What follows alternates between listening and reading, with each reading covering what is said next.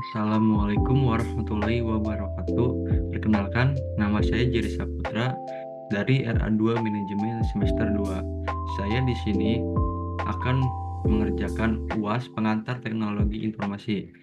UASnya yaitu memaparkan materi pertama sampai materi terakhir. Yaitu materi yang pertama ada pengantar teknologi informasi. Selanjutnya ada definisi pengantar teknologi informasi dibagi menjadi 3. Yang pertama, dunia digital. Teknologi informasi merujuk pada penggunaan perangkat digital dan sistem komputer untuk mengumpulkan, penyimpanan, mengelola, dan menyebarkan informasi. Yang kedua ada perkembangan teknologi. Perkembangan teknologi informasi terus meningkat pesat mencakup komputer, jaringan, perangkat mobile, aplikasi, dan internet. Dan yang ketiga ada pendukung efisiensi. Pendukung efisiensi teknologi informasi digunakan untuk meningkatkan efisiensi dan produktivitas di berbagai sektor seperti bisnis, pendidikan, kesehatan, dan pemerintahan. Selanjutnya ada sejarah teknologi informasi. Mulai dari mesin hitung, teknologi informasi dimulai dari perkembangan mesin hitung dan perangkat mekanis pada abad ke-19 seperti kalkulator mekanik dan kartu punch. Yang kedua ada zaman komputer. Pada 1940-an, komputer elektronik modern mulai dikembangkan, membawa revolusi dalam pemrosesan data dan kemampuan kompilasi. Dan yang terakhir ada internet dan era digital. Pada 1969, ARPANET, pendahulu internet, lahir. Era digital dimulai dengan perkembangan komputer pribadi dan internet yang merata pada tahun 1990-an. Yang selanjutnya ada penggunaan teknologi informasi dalam kehidupan sehari-hari. Ada 3. Yang pertama ada komunikasi, hiburan, belanja online. Yang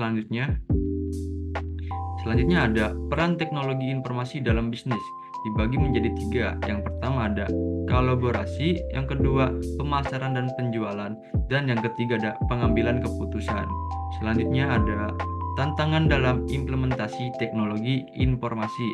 Yang pertama ada keselarasan teknologi dan proses, kedua sumber daya dan kompetensi, dan yang ketiga ada keamanan dan privasi. Selanjutnya ada keuntungan dan manfaat teknologi informasi. Yang pertama ada automasi dan efisiensi. Yang kedua ada akses ke informasi. Yang kedua ada komunikasi global. Selanjutnya ada masa depan teknologi informasi, dibagi menjadi 3. Yang pertama ada kecerdasan buatan, yang kedua ada komputasi komputer, yang ketiga ada realitas virtual. Kecerdasan buatan yang dimana penerapan kecerdasan buatan ini akan meningkatkan otomatisasi dan konektivitas dalam kehidupan sehari-hari. Yang kedua ada komputasi komputer, merupakan perkembangan komputasi kuantum akan mengubah kemampuan komputasi dan memecahkan masalah yang saat ini sulit dipecahkan. Yang ketiga ada realitas virtual, merupakan menghadirkan pengalaman interaktif yang lebih mendalam di berbagai bidang, termasuk pendidikan dan hiburan. Selanjutnya kita ke materi yang kedua, sejarah perkembangan komputer. Sejarah perkembangan komputer, pengertian dan definisi komputer. Komputer adalah alat elektronik yang dapat menerima, menyimpan, mengelola, dan memberikan informasi secara otomatis. Komputer telah mengubah dunia dengan kecepatan dan kemampuannya. Selanjutnya ada komputer terbagi menjadi 2. Yang pertama ada komputer analog, yang kedua ada komputer mekanik. Komputer analog sebuah era yang dimana komputer beroperasi berdasarkan kontinuitas nilai menggunakan sirkuit analog untuk mewakili data. Mereka sangat penting dalam pengaturan ilmiah di militer. Yang kedua ada komputer mekanik.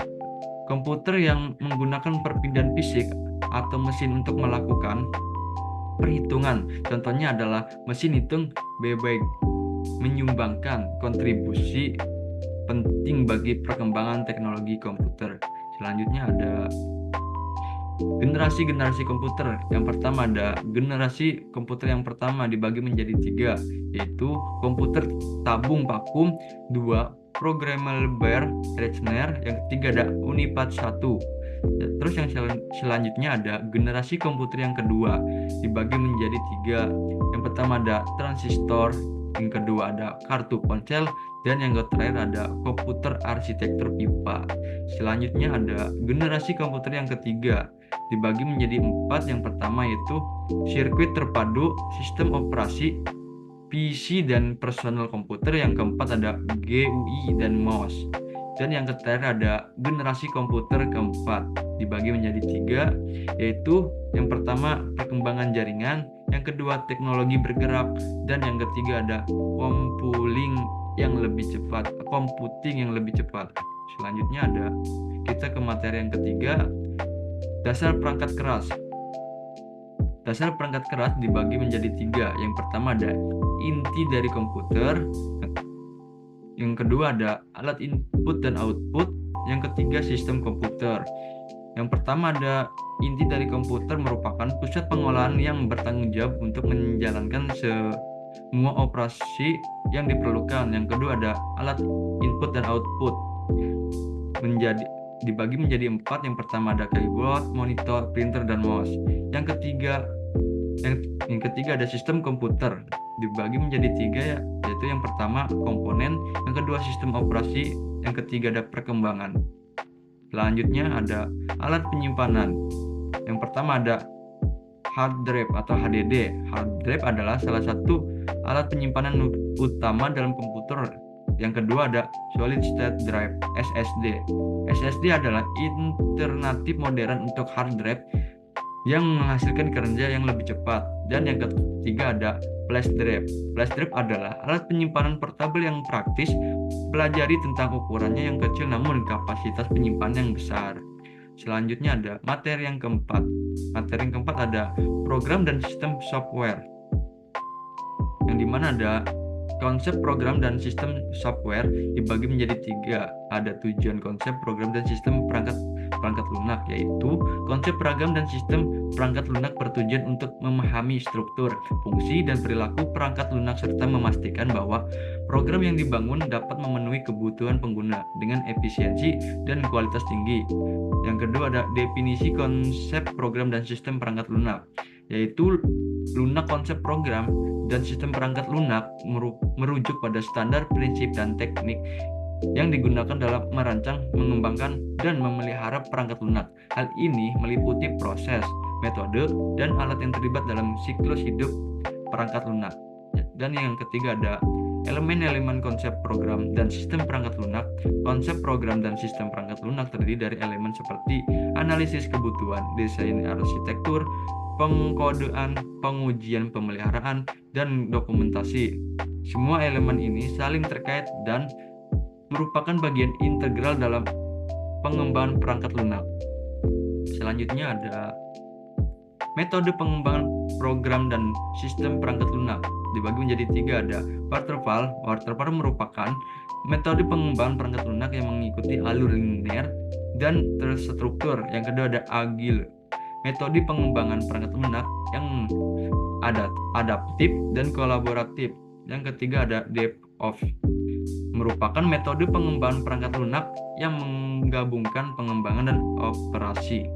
Selanjutnya ada tantangan dalam mengimplementasikan konsep program dan sistem perangkat lunak, bagi menjadi 3 bagian. Yang pertama ada kompleksitas, yaitu pengembangan perangkat lunak yang kompleks membutuhkan pemahaman yang mendalam dan koordinasi yang baik antar tim. Yang kedua ada perubahan kebutuhan, merupakan kebutuhan pengguna dapat berubah seiring waktu sehingga perangkat lunak harus bersifat fleksibel dan dapat diubah dengan mudah.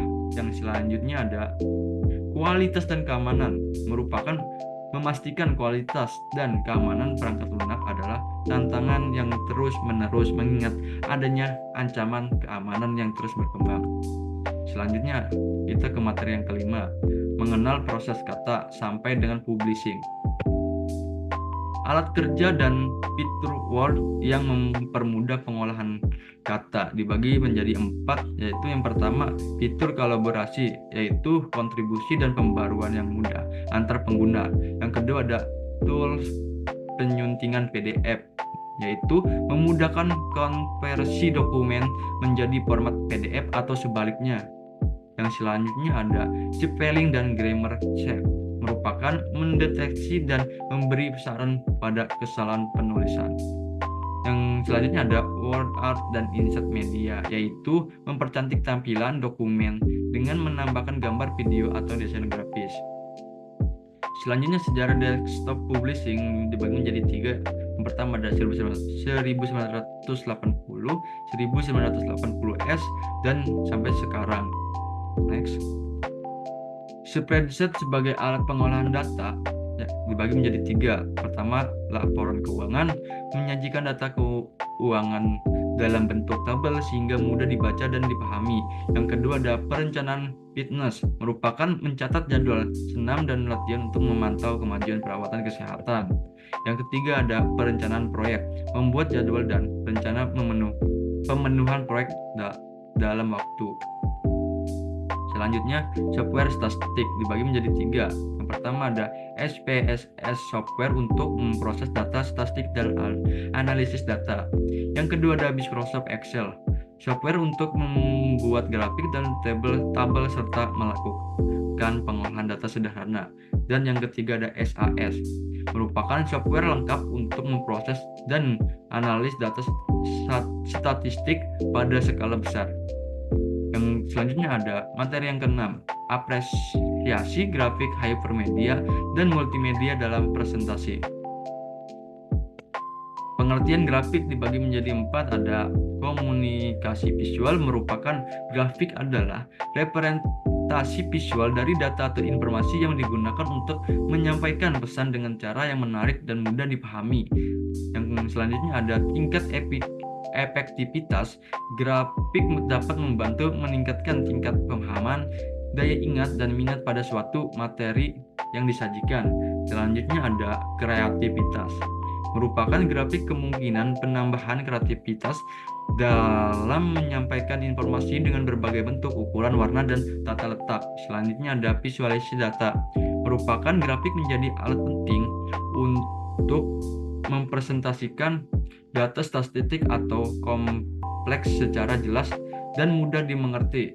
Selanjutnya, hypermedia dalam presentasi dibagi menjadi 3. Yang pertama, pengertian hypermedia. Hypermedia merupakan mengacu pada teks, gambar, suara, dan media lain yang terhubung secara non-linear dalam presentasi. Yang kedua ada interaktivitas. Interaktivitas hypermedia memungkinkan pengguna berinteraksi dengan materi presentasi seperti mengklik tautan untuk navigasi lebih lanjut. Selanjutnya ada engagement, merupakan dengan menggunakan hypermedia presentasi dapat lebih menarik, dinamis, dan memperkuat pemahaman serta daya pikat audiens. Yang selanjutnya ada pentingnya multimedia dalam presentasi, dibagi menjadi 3, yaitu yang pertama kompleksitas informasi, yang kedua interaksi audiens, dan yang ketiga ada kreatif ekspresi. Selanjutnya kita next. Perbedaan antara grafik, hypermedia, dan multimedia, yaitu grafik adalah bentuk visual yang mewakili data secara efektif. Selanjutnya hypermedia merupakan tautan tak terbatas antara berbagai media dalam presentasi. Yang ketiga ada multimedia, penggunaan kombinasi media seperti teks, gambar, suara, dan video. Selanjutnya materi yang ketujuh, yaitu manfaat database dan mengimplementasikannya. Manfaat database dan mengimplikasiannya. Pemanfaat database menjadi penting dalam era digital untuk menyimpan, mengelola, dan menganalisis data dengan efisien. Dalam presentasi ini, kita akan mengkaji lebih jauh tentang penggunaan database dan implementasi yang terkait. Pengertian database adalah kumpulan data terstruktur yang disimpan secara sistematis. Ini mencakup entitas, atribut, dan relasi antara antara entitas database memungkinkan pengguna untuk menyimpan, mengelola, dan mengambil informasi dengan mudah dan cepat, meningkatkan efisiensi dan akurasi bisnis. Selanjutnya ada manfaat menggunakan database. Ada 4, yaitu yang pertama penyimpanan yang efisien, yang kedua ada pemeliharaan data, yang kedua akses lebih mudah, yang ketiga akses lebih mudah, dan yang keempat ada analisis data. Selanjutnya ada contoh pemanfaatan database dalam bisnis, bagi menjadi 3. Yang pertama yaitu manajemen persediaan manajemen, yang kedua manajemen hubungan pelanggan CRM, yang ketiga ada analisis data bisnis. Selanjutnya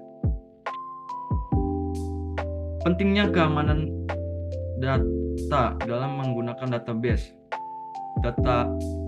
Dalam menggunakan database, keamanan data merupakan hal yang penting. Database harus dilindungi dari akses yang tidak sah, sehingga data dan kerusakan. Langkah-langkah penjagaan keamanan seperti autentikasi, enkripsi, dan backup rutin harus diimplementasikan untuk memastikan keberlanjutan dan integritas data. Yang selanjutnya ada implikasi hukum dalam menggunakan database. Merupakan pengguna database juga terkait dengan implikasi hukum terkait privasi dan pelindungan data pribadi. Regulasi seperti General Data Protection Regulation GDPR di Uni Eropa menetapkan prinsip pelindungan data yang harus dipatuhi oleh perusahaan yang menggunakan database. Selanjutnya ada tantangan dalam mengolah database, dibagi menjadi 3. Yang pertama ada skalabilitas, yang kedua ada kecepatan dan kinerja, yang ketiga ada kesesuaian dengan peraturan. Selanjutnya ada pengembangan data di masa depan, yang dibagi menjadi 3. Yang pertama ada database terdistribusi, yang kedua ada integrasi dan kecepatan buatan atau AI, dan yang ketiga ada lebih terfokus pada keamanan. Selanjutnya ada materi yang ke-8, yaitu pengantar jaringan komputer dan telekomunikasi, yang dimana ada pengantaran jaringan komputer dan telekomunikasi merupakan dasar-dasar jaringan komputer dan telekomunikasi, termasuk email, telekonferensi, dan pesan instan. Pelajari bagaimana teknologi revolusi dunia informasi. Selanjutnya yang di sini ada basis of computer networking, yang dimana ada 3 bagian, yaitu local area network atau LAN, yang kedua ada wide area network atau WAN, yang ketiga ada network protocols.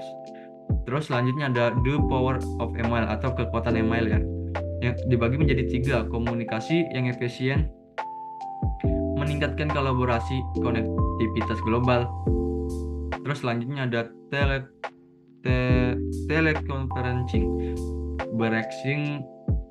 breaking barriers, mendobrak hambatan, dibagi menjadi 3.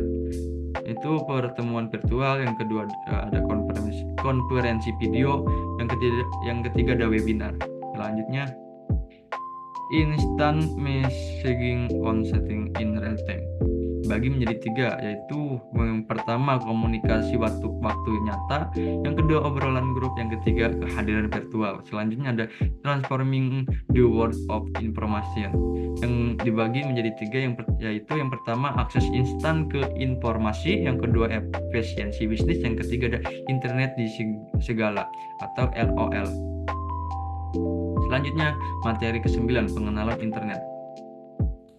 Materi 9 mengenalkan internet. Internet adalah jaringan global yang menghubungkan komputer dan perangkat digital di seluruh dunia. Ini memungkinkan pertukaran informasi dan komunikasi yang cepat dan yang efisien. Misalnya ada awal mula internet, dibagi menjadi 3, yaitu yang pertama kelahiran ARPANET, yang kedua ada pengembangan protokol TCP atau IP, yang ketiga ada lahirnya WWW. Terus selanjutnya ada perkembangan teknologi internet, dibagi menjadi 3. Yang pertama kecepatan transmisi data-data, yang kedua ada perangkat terhubung, yang ketiga ada komputasi awan. Selanjutnya dampak internet terhadap kehidupan manusia, dibagi menjadi 4 bagian. Yang pertama ada akses informasi global, kedua ada komunikasi instan, yang ketiga ada peluang bisnis baru, yang keempat ada terbukanya akses pendidikan. Selanjutnya ada perubahan gaya hidup akibat internet, yang dimana ada gaya hidup digital, yang kedua ada sumber informasi utama, yang kedua ada kehadiran online, yang ketiga ada yang keempat ada ketergantungan teknologi. Selanjutnya ada tantangan dan isu terkait internet, dibagi menjadi tiga, yaitu privasi dan keamanan, yang kedua ada konten berbahaya, yang ketiga ada kesenjangan digital. Selanjutnya masa depan internet dibagi menjadi tiga. Yang pertama ada teknologi 5G atau 5G, yang kedua ada Internet of Things, yang ketiga ada kecerdasan buatan. Kesimpulannya yaitu bagi menjadi tiga, yaitu konektivitas global, yang kedua ada inovasi berkelanjutan, yang ketiga ada tantangan yang terus berkembang. Selanjutnya materi yang ke-10, memahami infrastruktur data dan informasi, yang dimana ada pengenalan internet. Infrastruktur data dan informasi adalah fondasi yang penting dalam membangun ekosistem digital yang efisien dan terhubung. Teknologi, sistem, dan proses yang saling terkait ini memungkinkan pengumpulan, penyimpanan, analisis, dan distribusi data dan informasi secara efektif.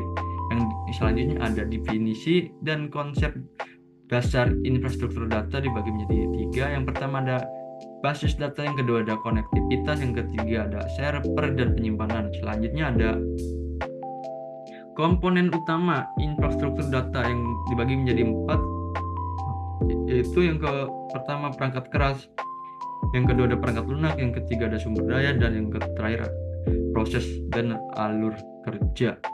Selanjutnya ada peran infrastruktur data dalam organisasi.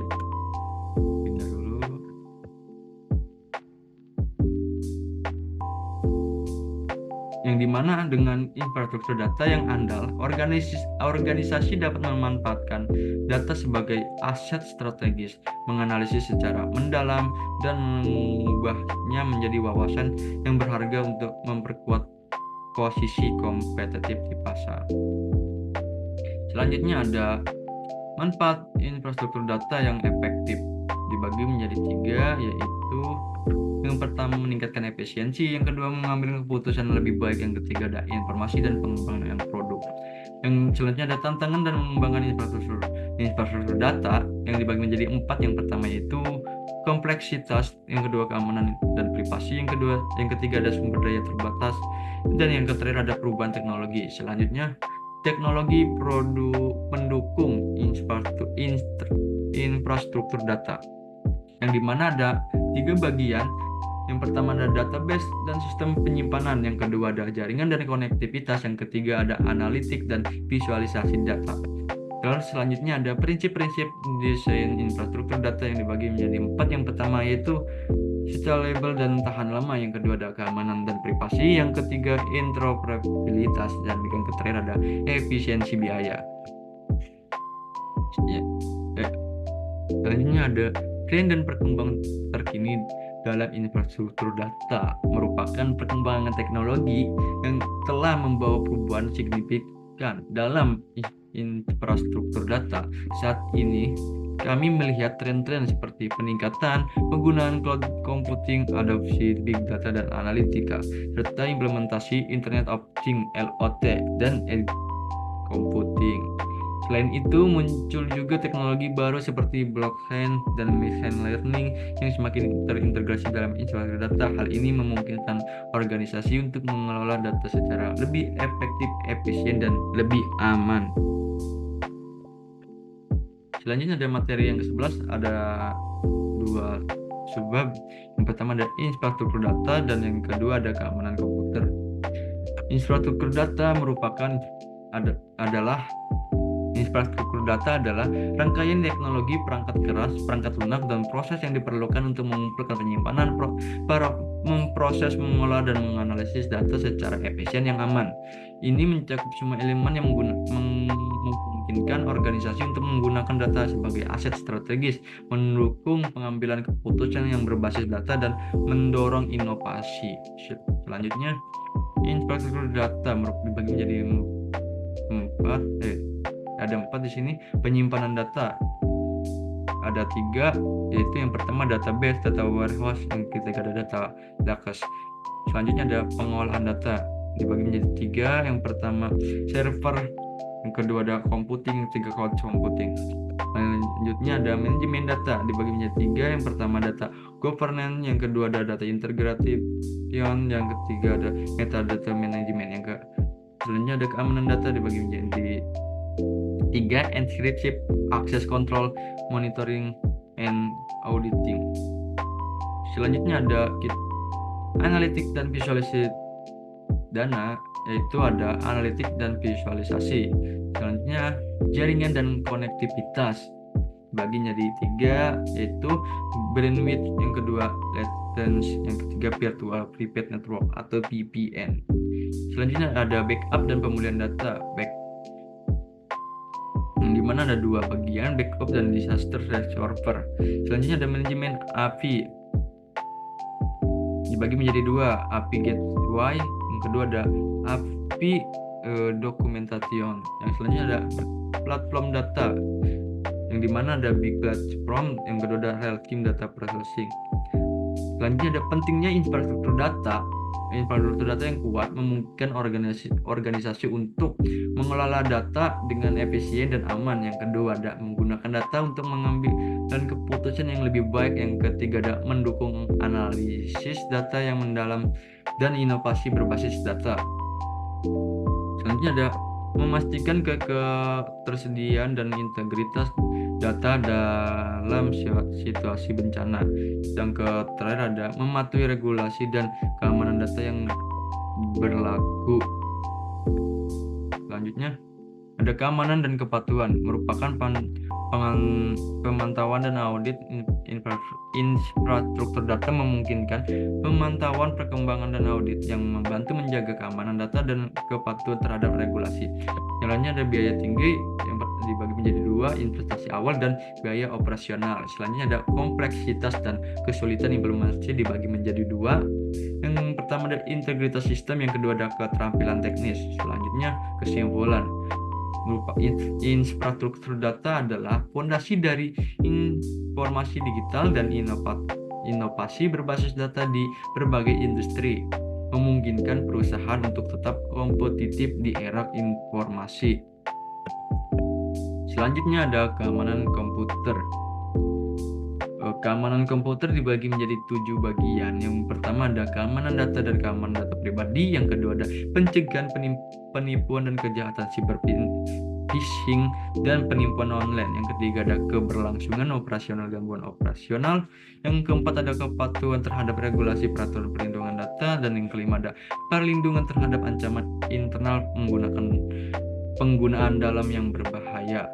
Yang keenam ada kepercayaan dan reputasi kepercayaan pelanggan. Yang ketujuh ada inovasi dan kemajuan teknologi mendukung transformasi digital. Selanjutnya ada apa nih?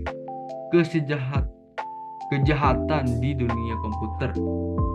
Sering disebut sebagai kejahatan siber atau cybercrime, mencakup berbagai aktivitas ilegal yang melibatkan komputer dan jaringan. Berikut adalah beberapa jenis utama kejahatan di dunia komputer. Bagi menjadi berapa bagian nih, banyak. Yang pertama ada malware, yang kedua ada phishing, email phishing, yang ketiga ada hacking, brute force attacks. Selanjutnya ada denial of service dan distribusi denial of service. Selanjutnya ada identity theft, pencurian identitas. Yang selanjutnya ada fraud atau penipuan. Yang selanjutnya ada cyber hacking, penguntingan online. Selanjutnya ada data breach, kebocoran data atau selanjutnya ada insider threater. Selanjutnya ada cyber espionage. Yang selanjutnya ada cryptosking, penambahan atau ranking tidak sah. Selanjutnya ada cyber terorisme cyber. Selanjutnya ada regu software, scareware. Dan yang ketiga ada botnet. Selanjutnya ada menghindari kejahatan komputer. Yang pertama ada menggunakan perangkat lunak, keamanan antivirus dan anti malware. Yang kedua ada menggunakan password yang kuat dan sandi yang kuat. Selanjutnya ada waspada terhadap phishing verifikasi sumber. Selanjutnya ada mengamankan jaringan WiFi. Selanjutnya ada membuat cadangan data backup berkala. Selanjutnya ada mengontrol kontrol akses. Selanjutnya ada kesadaran dan pelatihan karyawan. Selanjutnya ada memantau aktivitas sistem log aktivitas. Selanjutnya ada menghindari perangkat lunak bajakan perangkat lunak asli. Selanjutnya ada regulasi dan keputusan kepatuhan regulasi. Selanjutnya ada perlindungan terhadap insiden pemantauan karyawan. Yang selanjutnya ada menggunakan teknologi inskripsi atau enkripsi data. Kesimpulannya, keamanan komputer merupakan aspek fundamental dalam melindungi data, sistem dan jaringan dari berbagai ancaman yang ada di dunia digital. Dengan mengimplementasikan langkah-langkah keamanan yang tepat, baik individu maupun organisasi dapat mengurangi resiko serangan siber, menjaga integritas data, dan memastikan keberlangsungan operasi bisnis. Terima kasih dari presentasi saya kali ini. Maaf jika presentasi kurang sempurna, karena yang sempurna hanyalah kita yang dulu pernah bersama. Wassalamualaikum warahmatullahi wabarakatuh.